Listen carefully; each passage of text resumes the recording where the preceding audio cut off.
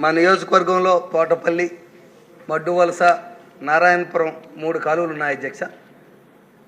తోటపల్లి కాలువ మన ప్రభుత్వంలో 2019 వరకు చివరికంటే నీరు వచ్చింది అధ్యక్ష. గత ప్రభుత్వంలో అటు పూర్తితీతలు తీయకపోవడం, మెయింటెనెన్స్ చేయకపోవడం వలన గత 4-5 సంవత్సరాల నుంచి ఒక చుక్క నీరు రాలేదు అధ్యక్ష. అలాగే నారాయణపురం హెచ్చర్ల మండలంలో ఉన్నటువంటి నారాయణపురం సాగర్ ప్రాజెక్టు కూడా కాలువ కూడా అదే సమస్య అధ్యక్ష.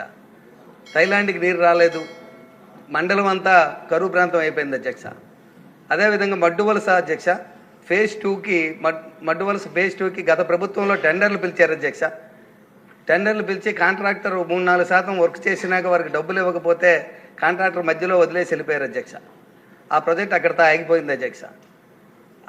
ఆ 3 ప్రాజెక్టులని పూర్తి చేసి నీరు అందిస్తే మాకు థైలాండ్కి నీరు అంది హెచ్చర్ల నియోజకవర్గ రైతాంగానికి మేలు జరుగుతుంది అధ్యక్ష.